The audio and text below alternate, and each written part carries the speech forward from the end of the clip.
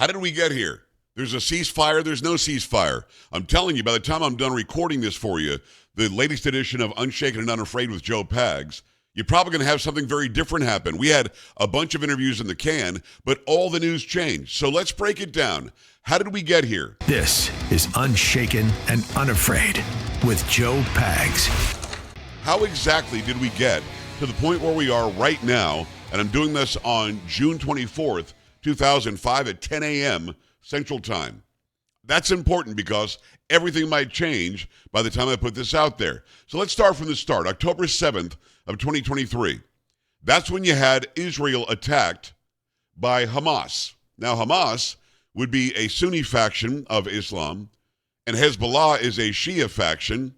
But for some reason, Hezbollah and Hamas are both being funded by Iran.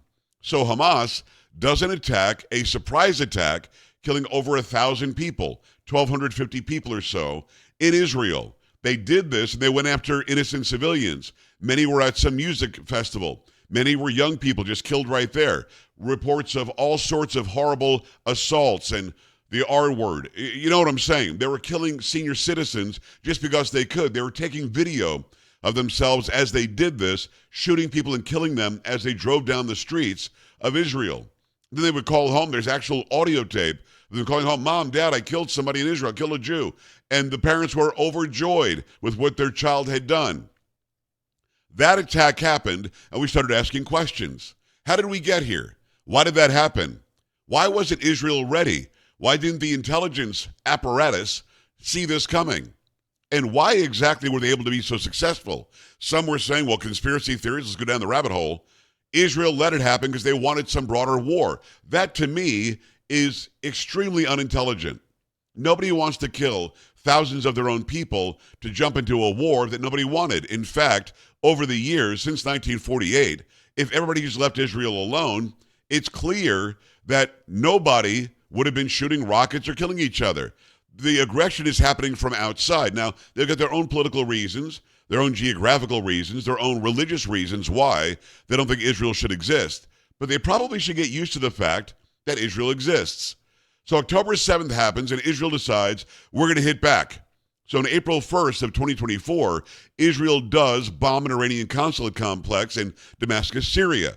That killed 16 people, including 2 Iranian generals, and that was retaliation to start. But Israel said, you attacked us, and you're financing this from Iran. Hamas attacked us. We're going to go in and get Hamas. Their whole goal was we have to completely obliterate Hamas. Hamas cannot exist anymore. That's why there's not a ceasefire in Gaza. Why not? Because Hamas still exists. Hamas, the elected government of Gaza, try to keep up. I'm telling you, this is not easy to keep up with. That is a terrorist organization as denoted by our government in the United States of America.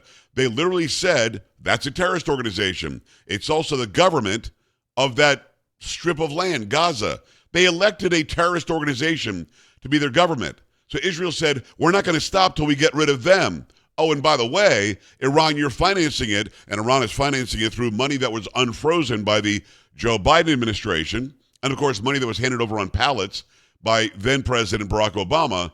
Iran is funding and financing it, so Israel says, wait a second, what are we doing? We've got to stop them, take the snake out from the head down. So that is still going on, the conflict in Gaza. Now you get the conflict between Hezbollah jumped in, another terrorist organization, they're Shia, but still supported by Iran and funded by Iran. You'll notice the surrounding countries like Egypt and Jordan and Saudi Arabia are not jumping into this. There's a reason for that. My opinion, can't back this up other than the facts that have been out there for all these years, they would like to see Iran to stop sponsoring terrorism. And they also certainly don't want Iran to have a nuclear weapon. Oh, didn't even mention the nuke shed, right? Iran has been working on a nuclear weapon for a long time. When you've got Obama in office or Biden in office or John Kerry talking about it, Iran gets to continue making its nuclear push. In fact, with the stupid agreement that was made, stupid is my word, the JCPOA, they were going to have a nuclear weapon in 10 years. Now, they won't have one at all. We'll get to that in a second as we get back to more current day. So we fast forward to April 13th through the 14th, 2024, Iran launches its first direct military assault on Israel.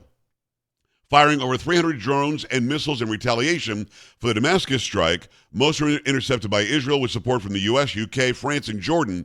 No major damages reported. So, again, Israel's saying, wait a second, your proxies attacked us.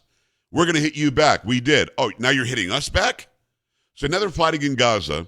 Now they're fighting against Iran, who is by proxy supporting Hezbollah and also supporting Hamas. I know it's hard to keep up with. I'm just trying to get us to where we got to where we are today. How did we get here? April 19, 2024, Israel conducts retaliatory strikes on Iran, targeting an air defense system near Isfahan International Airport and a military base. Iran reports minimal damage, claiming its air defenses shot down most projectiles. Who knows if that's true? Let's say it is. Is it over there? Should be over, right? Well, it's not. July 31st of 2024, Hamas political leader Ismail Haniyeh I think that's how you pronounce it, is assassinated in Tehran via a remote-controlled bomb widely attributed to Israel. The attack occurs during Iran's presidential inauguration, escalating tensions, so it's not over yet. Then we go to September of last year. An Israeli airstrike on Beirut kills Hezbollah leader Hassan Nasrallah and an Iranian Revolutionary Guard Corps deputy commander. Okay? Iran condemns the strike as a major escalation. Now it's a major escalation. So again, Iran thinks they're right. Israel thinks they're right. Israel just wants to exist. Iran and its proxies think Israel should be blown off the map. They've been saying that for all of time. This is nothing new. Now, not the Iran under the Shah, the Iran under this theocracy run by the Ayatollahs. They have been saying, since they had President Tom, if you know who I'm talking about, Ahmadinejad, they've been saying we got to have the blood of Jews running in the streets. Israel can't exist. Death to Israel, death to the United States. Israel is the small Satan in their opinion. The United States, the large Satan in their opinion. So it keeps on escalating. Then we go to October 1st of last year. Iran launches approximately 180 to 200 ballistic missiles at Iran in two waves, citing the assassinations that we just talked about. Most missiles are intercepted, but Israel reports minor damage. The attack, named True Promise 2, we're now naming the attacks, targets military and intelligence sites. October 26th of last year, Israel retaliates with airstrikes on over 20 military targets in Iran, including air defense systems and missile production sites. The strikes hit Tehran, Tabriz, and Qom, with Iran reporting limited damage. Both are reporting nobody damaged anybody. Of course, damage is happening. This thing continues to escalate. Let's fast forward to this year. How exactly did we get to where we are now? Keep in mind, Israel was reestablished, and yes, it's the same geographical Israel that it was in biblical times from 3,000 years ago. It was reestablished in 1948. 1948, and they've been attacked ever since. Keep in mind, there was never a country called Palestine. There just wasn't. There was a territory called Palestine under the Ottoman Empire, under the British Empire. The British Empire said, let's reestablish the Jewish state in Israel, and we'll give up that land. And they did. Suddenly, Jordanians started calling themselves Palestinians, I guess who lived in the territory, but again, ethnically and ancestrally, they're Jordanian. They decided, no, this is our land, and the Middle East decided we're going to do all we can to stop Israel from being Israel again. That's why this conflict continues. It's been going on as long as I'm alive. I was born in 1966, going on well before then. It's probably going to keep on going on until after we're all gone. And I hate that. I'd love to see some semblance of peace. Can we have some peace? I hope so. That would be really good. Well, let's fast forward to this year. Just, in fact, about a week and a half ago. June 13th through the 14th. Iran retaliates with June 12th to 13th. Let's go back a couple of days. Israel launches Operation Rising Lion. Again, we're naming these things now. A major offensive targeting Iran's nuclear facilities, including Natanz, military leadership. Around 200 Israeli aircraft strike over 100 targets, killing senior IRGC commanders and nuclear scientists, including Salami, and Abbasi. Iran reports 224 to 639 deaths, mostly civilians, and labels the attack a declaration of war. Israel claims Iran was nearing a nuclear weapon, although U.S. intelligence disputes this. Now, there is a little bit of a conflict here. Tulsi Gabbard, who we have a great affinity for, and President Trump, who we have a great affinity for. don't agree. Tulsi Gabbard, the Director of National Intelligence, the DNI. She said in March in a committee that Iran was not nearing the creation of a nuclear weapon. When questioned about that, President Trump said she's wrong. But he was questioned about that in June, not in March. And then Tulsi Gabbard, the DNI, last week or a week and a half ago, said, no, the president and I are in alignment on this, so there is no conflict. The media wants there to be a conflict. The media says there is a conflict. The media wants there to be some fight between Tulsi Gabbard and Donald Trump. That's not going to happen. Okay? So we go back to June 13th and 14th. Iran does retaliate with ballistic missiles and drone attacks in Israeli cities, including Tel Aviv and Jerusalem, targeting civilian and military sites. An 8-story residential building in Tel Aviv is hit, killing at least 13. Israel reports 24 total deaths from Iranian strikes. Air raid sirens sound across Israel, and millions seek shelter. That's where we were just, 10 days ago. So where are we now? I'll get to that in a second. Because Israel is going to keep on hitting back. And Iran's trying to hit back, but it seems as though this battle, is it the war? I guess it's a war, but we're calling it Operation this and that, Operation Rising Lion or whatever. The war is going clearly to Israel. How do I know that? Because I report this sort of thing as my job. I'm in the communication business. When Iran goes to President Trump and says, hey, we'll talk if you can make Israel stop. That tells me they were losing. Now, let's rewind a little bit. Let's not forget the very important talks. President Donald Trump, the United States president, said, all right, Iran, let's sit down. Let's have negotiations about your nuclear, proliferation, your nuclear hopes and dreams and desires. Let's do that. Iran says, okay. And they go and they meet. And then Iran keeps on getting up and leaving. Trump says, listen, you got 60 days to negotiate. 60, that's it. We negotiate for 60. Let's get a deal done. Iran keeps walking away, keeps demanding more, keeps saying this isn't going to work. And then they come back, and then we sit down and we talk some more. The whole time, I think they're just delaying it because they're trying to retool to keep on doing this war against Israel. That's my opinion. But they keep on getting up and leaving. Why not just stay there and get it done? That's the question of the day. So 30 days goes by, you better hurry up and get a deal done. 45 days, you better hurry up and get a deal done. 60 days, no deal. What happens on day 61? That's when Israel launched the first attack, the Operation Rising Lion. Literally, Israel did not launch that attack until it got the wink and the nod from President Trump. Not that he controls them, but they deferred to him, as they should. We're the big brother, they're the little brother. They waited. Had Iran come up with a deal, negotiated a treaty, some sort of peace, we're not going to do nukes, whatever, this probably would not have happened. We would not be talking about this today. We're talking about it because Iran FAFO. You probably know what FAFO means. Something around and find out. Well, they found out on day 61.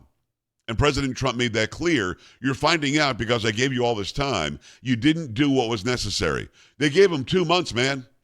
2 months for Iran, for the Ayatollahs and the theocracy to stay in place. Now it's on shaky ground. Then we get to the part where Iran says, hey, we'll come back to the negotiating table. Just make Israel stop. Well, no. That means that Israel's winning, and President Trump alluded to that directly. Israel was winning. So Iran wanted it to stop. They were almost begging, still trying to sound, mean and tough, on X and wherever else they were posting and on their own state-run media. But they weren't tough. They were getting beaten badly. And the president said, listen, man, we gave you the 60 days. You didn't do anything to get anything done. You played games. You got up and walked away. Now you found out. Day 61. And in the midst of all that, President Trump was being asked, are you going to do something against the nuclear sites in Iran? He said, if I do, it'll be within the next 2 weeks. Now, this has been misreported by many media outlets. That's why you rely on me. This has been misreported. The media outlets were saying that Trump said he wouldn't do anything for 2 weeks. That's not true. What he said was, I'm giving you 2 weeks. You've got 2 weeks to do something that's going to bring us to a semblance of peace. 2 weeks to say, we signed on the dotted line, no nuclear program. Sign on the dotted line, no more attacks on Israel. He didn't say that. What he said was, I'm going to do something if I do anything, and it's going to happen within the next 2 weeks. Of course, it happened like 2 days later. Let's get back to where we were, though. On the 16th of June, Israel struck Iran's state television headquarters in Tehran during a live broadcast. In fact, several people died, disrupted operations there. Iran's ambassador to the UN calls it an assault on press freedom.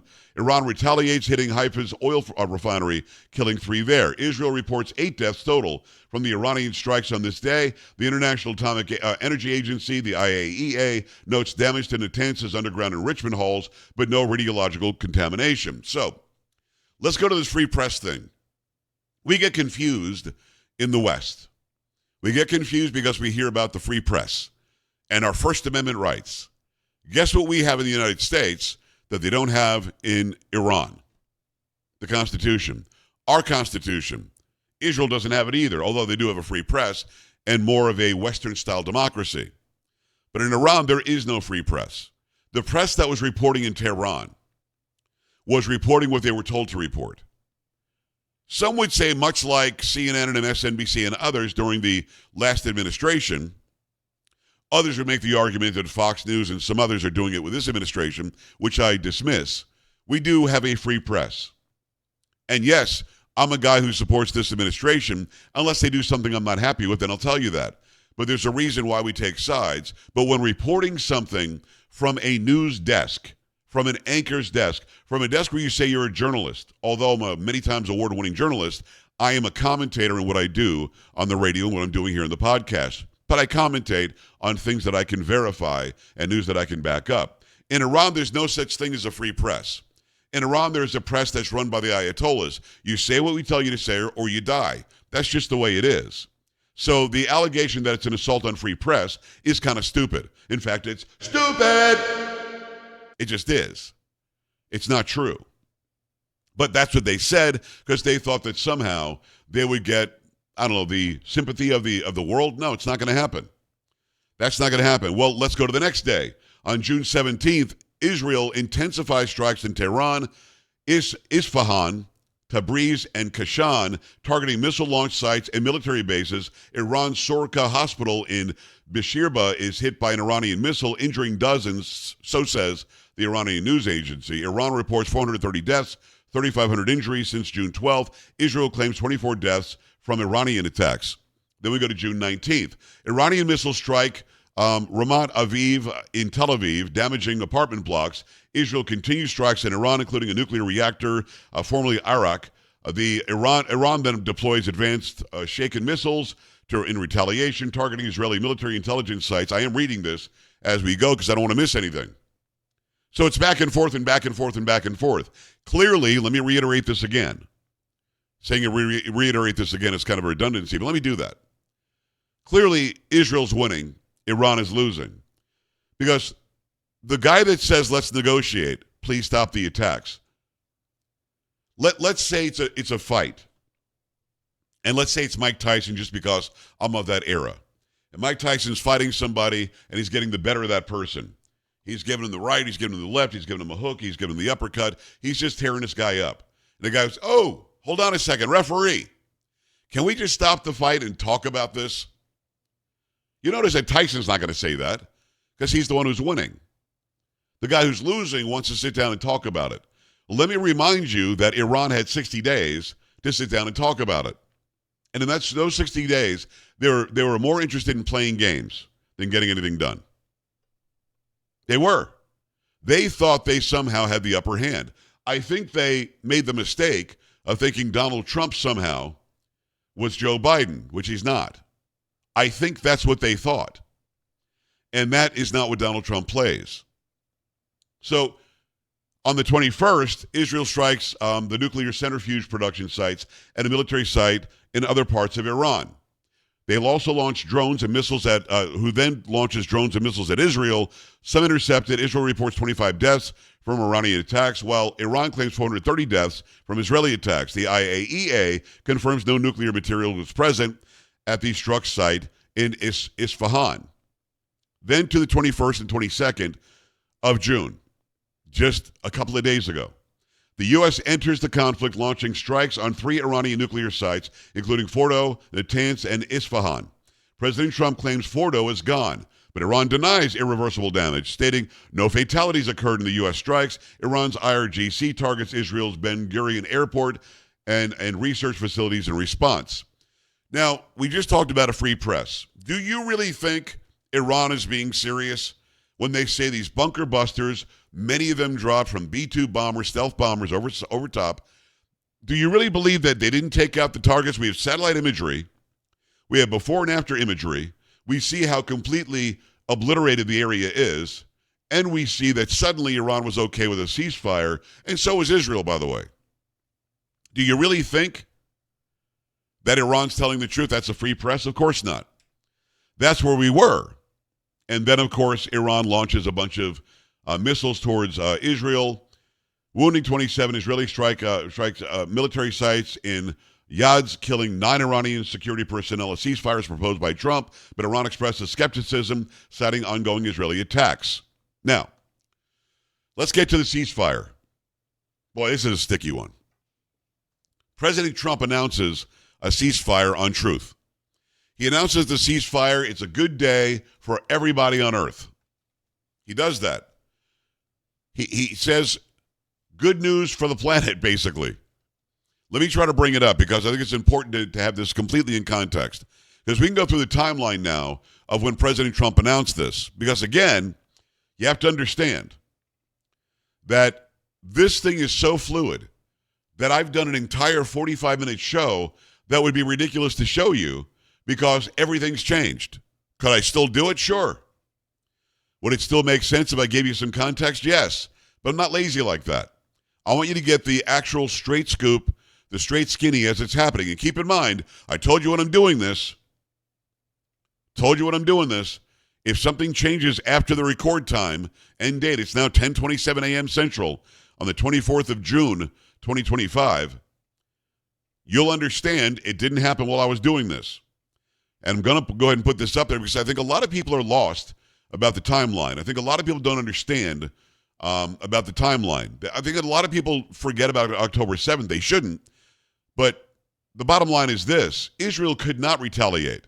They couldn't because they had Biden in office. And by the way, Hamas never would have launched that attack had Biden not been in office, had it been President Trump. I am absolutely convinced of that. So let me go to the Truth Social post that President Trump put up. Congratulations to everyone. It has been fully agreed by and between Israel and Iran. There will be a complete and total ceasefire in approximately 6 hours from now. This is yesterday, 17 hours ago, when Israel and Iran have wound down and completed their in-progress final missions for 12 hours, at which point the war will be considered ended. Officially, Iran will start the ceasefire, and upon the 12th hour, Israel will start the ceasefire, and upon the 24th hour, an official end to the 12-day war will be saluted by the world. During each ceasefire, the other side will remain peaceful and respectful on the assumption that everything works as it should, which it will. I would like to congratulate both countries, Israel and Iran, on having the stamina, courage, and intelligence to end what should be called the 12-day war. This is a war that could have gone on for years and destroyed the entire Middle East, but it didn't and never will. God bless Israel. God bless Iran. God bless the Middle East. God bless the United States of America. And God bless the world. Donald J. Trump, President of the United States of America. Everything seemed great. Again, the stipulations were pretty simple. Pretty simple. The ceasefire would start in 6 hours for Iran. It would start in 6 hours after that, 12 hours total for Israel. That to me says Israel was winning and Iran agreed to quit earlier than Israel would. Now, I'm not really sure why you can't just stop. I'm not a military mind. Maybe some of you out there can leave a comment and tell me exactly why they still have to complete their missions. Why not just say, okay, stop, turn the planes around, just don't do it. You might know better than I do. In fact, you do know better than I do. But having said that, I think this is an indication that Trump was saying Israel was winning. So they get to keep going for 6 more hours. Iran, you've got to stop 6 hours from now. I think that's what he was saying. That's my supposition. He didn't say that out loud, but why else would there be 6 hours for one and 12 hours for the other one? I think it's pretty commonsensical to say, yeah, I think probably what's going on. Now, President Trump 4 hours later came back and said this. Israel and Iran came to me almost simultaneously and said, peace. I knew the time was now. The world and the Middle East are the real winners. Both nations will see tremendous love, peace, and prosperity in their futures. They have so much to gain and yet so much to lose, and prosperity in their futures, so much to gain and yet so much to lose if they stray from the road of righteousness and truth. The future for Israel and Iran is unlimited and filled with great promise. God bless you both. From President Donald Trump again. So all seems good. All is great. No issues whatsoever here. Everything is positive. Going to be peace on earth. Let's go. And then in the middle of the night, and I've been up a long time, in the middle of the night you start hearing about, well, Iran did this. Oh, well, then Iran says, well, wait a second. Israel did that. Well, wait a second. Then President Trump goes on Truth and says this: the ceasefire is now in effect. Please do not violate it. Donald J. Trump, President of the United States. Okay. Then what? Well, then the president says this: Israel, do not drop those bombs. If you do, it is a major violation. Bring your pilots home now. Donald J. Trump, President of the United States. Then just 4 hours ago, he says this: Israel is not going to attack Iran. All planes will turn around and head home while doing a friendly plane wave to Iran. Nobody will be hurt. The ceasefire is in effect. Thank you for your attention to this matter. Donald J. Trump, President of the United States. He wants to get it done. That's clear. He wants to get it done. But it did. You're starting to hear, well, I heard missiles here. We saw some more plane strikes here. We saw something else go on over there. Israel saying Iran that. Iran saying Israel this. Nobody seems to be happy. I thought there was going to be a ceasefire, but yet there wasn't. But then there was, then there wasn't.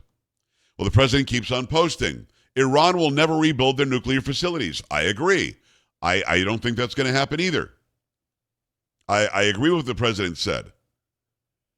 And then he started talking about AOC. The last thing that he posted was an hour ago.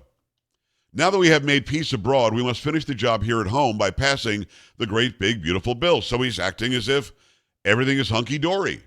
No more problems. Everything's good. But I tell you this, there's a piece of video out there that suggests otherwise. The piece of video shows President Trump is not very happy. Israel says that Iran violated the peace agreement and the ceasefire agreement. Do you believe that Iran is still committed to peace? Yeah, I do. They violated it, but Israel violated it too. Are you questioning if Israel is committed? Israel, as soon as we made the deal, they came out and they dropped a load of bombs, the likes of which I'd never seen before. The biggest load that we've seen. I'm not happy with Israel. You know, when I say, okay, now you have 12 hours, you don't go out in the first hour and just drop everything you have on them. So I'm not happy with them. I'm not happy with Iran either. But I'm really unhappy if Israel's going out this morning because of one rocket that didn't land, that was shot, perhaps by mistake, that didn't land. I'm not happy about that. You know what? We basically have two countries that have been fighting so long and so hard that they don't know what the fuck they're doing. Do you understand that? Do you kind of respond to Iran? Strong words. I'm not somebody who curses into a microphone, and the president does it rarely, but you can see the utter frustration when he says something like that. Two countries have been going at it for so long, they don't know what they're doing. And I get the frustration. But as I continue doing this for you and giving you the outline and the update and the chronological order of how things went down, you can still see it's very, very tense. Although officially, there's supposed to be a ceasefire. Now, both countries are posturing. Israel says, rightfully so, we were attacked on October 7th. We're retaliating. We're taking out the head of the snake that is financing all of these bad guys. We're taking out the head of the snake to stop Hamas from having the ability again, being financed by Iran, and Hezbollah having the ability, and the Houthis having the ability, all funded by Iran. Iran is the bad actor in the region. And again, this is my opinion in watching how they're reacting or not reacting. You're hearing, Saudi Arabia says, yeah, it's not good. And then Egypt says, yeah, that's not so great. I don't know that Jordan said anything. But the region has to say what they have to say to show some feigned support for Iran. The fact is, I believe that region is much more stable if Iran doesn't have the capabilities of nuclear weapons and doesn't continually by proxy attack Israel. Not only by proxy, they're also doing it directly, not just by proxy. So I believe that it's a much more stable region, but they've got to say what they've got to say. They've got to saber rattle and act like, yeah, Israel's bad. At the end of the day, Israel had its reasons, October 7th, and constantly under barrage anyway. Iran now is responding because of the horrible, disgusting attack and the unprovoked this and that. Israel will sit down because we're the bigger country. It will try to bring peace to the region. Well, let's see if this thing holds. It's got to. Am I hopeful? Absolutely. Should you be hopeful? Absolutely. Should the Iranian people be hopeful? I hope so. Should Israel be hopeful? I hope so. Sounds dumb that I'm saying I hope so, but you have to in this conflict. Because I said earlier, and it's worth reiterating, my entire life, I'm 58. We've been watching this unfold. My entire life, there have been promises of peace that just don't happen. My entire life, we've been looking at this and saying, will this be the time that peace actually happens and somebody's assassinated? Will this be the time that peace actually happens? Somebody overthrows the Shah and takes over in a theocracy. We say, well, this is going to be the one in 1997 when Bill Clinton offers 97% to Yasser Arafat in the PLO. And Arafat says, no, 97% isn't enough. We need 100. When that goes on, it's easy to be hopeful, yet skeptical and doubtful. I don't want to be doubtful. I want us to do the right thing here by world standards. I want the entire globe to do the right thing. Israel has the right to exist. I think the Palestinians can have a place too.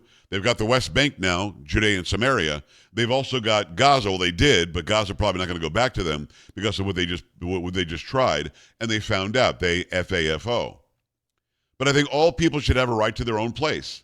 I think all people should have the right to their own place and not worry about rockets flying in at all hours. I think all people should have their right, and they should not have to worry about the country surrounding them doing something bad.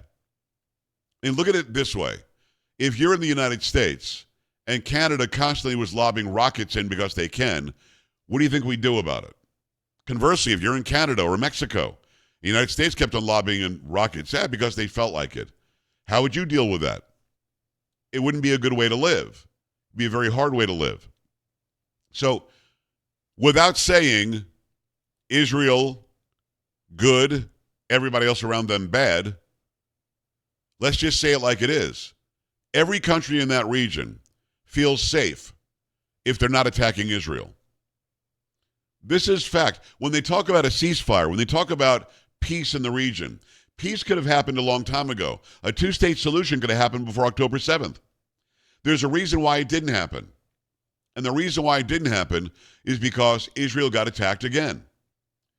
If Israel laid down its weapons, it would be blown off the map.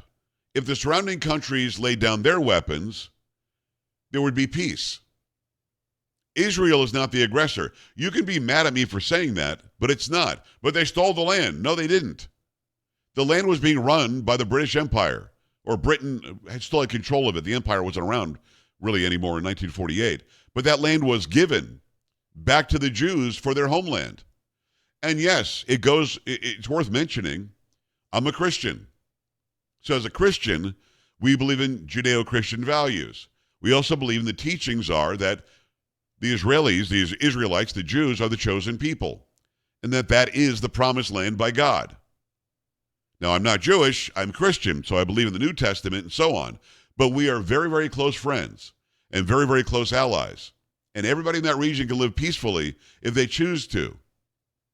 Now, you can leave a comment, well, Israel did this and Israel did that, and they're bad because Netanyahu the other. I get it. A lot of you don't like the current makeup of the government of Israel. But let me give you a news flash, because I've talked to actual journalists in Israel. There's a very liberal faction in Israel, like there is here in the United States. Very liberal faction, and they don't like Bibi Netanyahu. That is a known fact, period, end of story, have a nice day. But even the ones that don't like Netanyahu, even the ones that side more with the president, I think Herzog, who's more liberal, they're all behind what's happening now to stop the threat from Iran. They're all absolutely in alignment.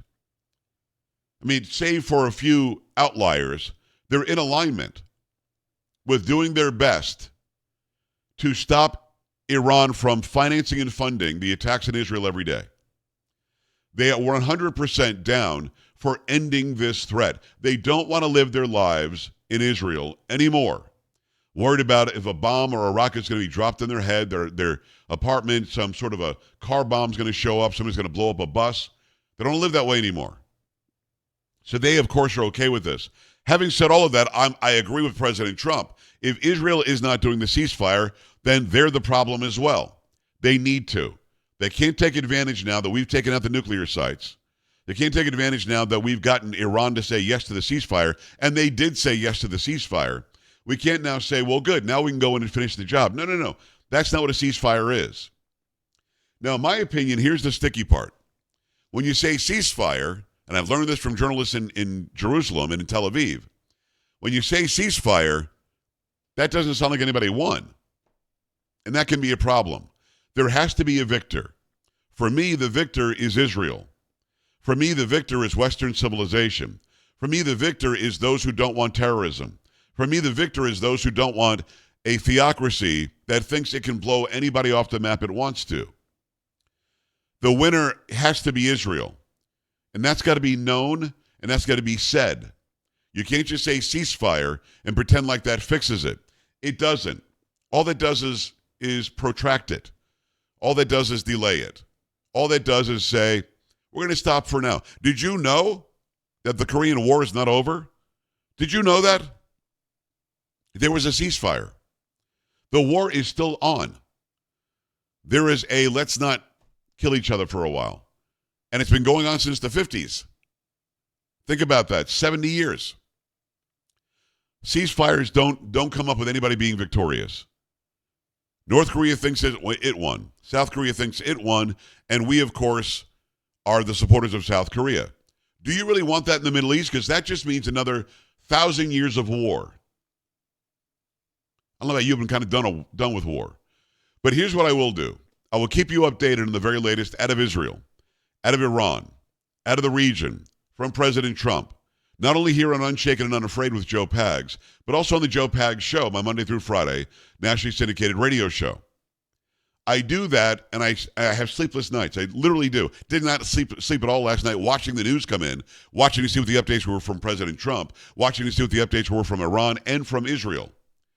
I'm going to be tireless in getting you the information, because the one thing I can't stand and I can't stand by and watch are people like AOC and Hakeem Jeffries and the idiots talking about impeaching President Trump as if what he did, taking out the nuke sites, is illegal. I'll finish with this very quick explainer. The President of the United States is the commander-in-chief. He gets to direct and command the military. The Congress has the authority to fund and appropriate money to the military. So they do work hand in hand. Hakeem Jeffries and AOC and others want you and want me to believe that the president has to go to Congress and get their approval before doing something like President Trump did Saturday night. That is factually and absolutely untrue. I'll give you some examples that prove what I'm saying to be right. But the Constitution directly says that to declare war, Congress has to do it. So the president has to go to Congress and say, I want to declare war. He gives the reasons why.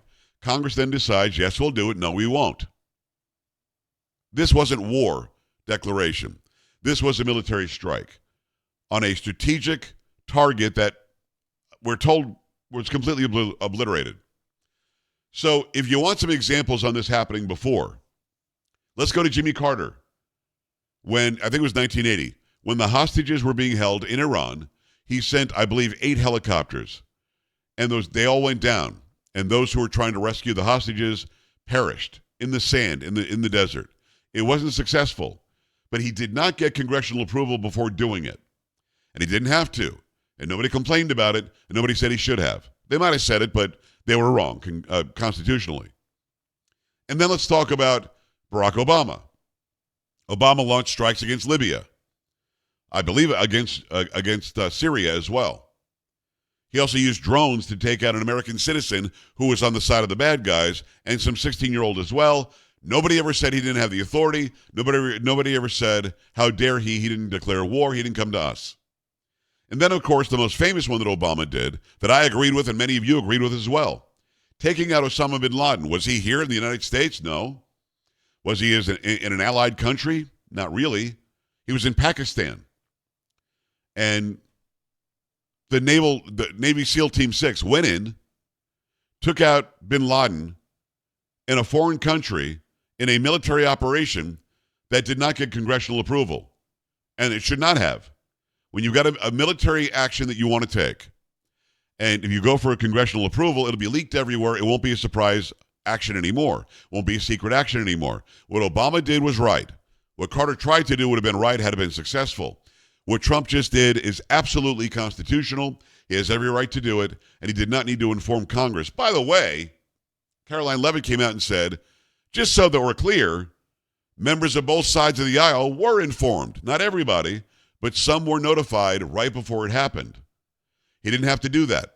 That is not required. But he did do it. So let me say it one more time. The president did nothing wrong. It is impeachable. It is not impeachable. And he doesn't need to get congressional approval to go and do a strike like this. All other presidents have done it, and the Congress didn't say boo. Maybe a couple did on the opposite side, politically, whatever. But this is stupid to suggest that he should be impeached or that he did anything unconstitutional. Hakeem Jeffries, keep this in mind, the guy whose loudest voice was on this. Hakeem Jeffries literally could have been the Speaker of the House had a few more seats gone to the Democrats. I want you to understand, he could have been the leader in the House. He's the leader now in the minority party, in the Democrat Party, but he's not the leader of the House of Representatives. That's the Speaker of the House, Mike Johnson. It could have been Hakeem Jeffries, and God forbid, if something happens next year, where the power in Congress in the House of Representatives goes to the left. Those of you watching to the left, that looks like the right. Either way, Hakeem Jeffries could be the Speaker of the House, a guy who doesn't know what the Constitution says in Article 2 about the powers of the chief executive of the executive branch, the commander-in-chief. Think about how scary that would be, that he would immediately, had Trump done this and he were the Speaker, done the impeachment, taken it to the Senate for a trial, literally would have impeached President Trump again on something that is not impeachable. Let that sink in. Hopefully this gave you some knowledge. Hopefully this gave you the ability to see exactly where this started, exactly the tit for tat that was going on between Israel and Iran. Iran certainly started this by proxy through Hamas. They continue to by proxy through Hezbollah, continue it by proxy through the Houthis, and Iran was in the wrong. Israel struck back. And now, once the USA got involved and took out the nuclear sites, Iran then, I believe, on their knees, saying, we'll negotiate again. Just tell Israel to stop.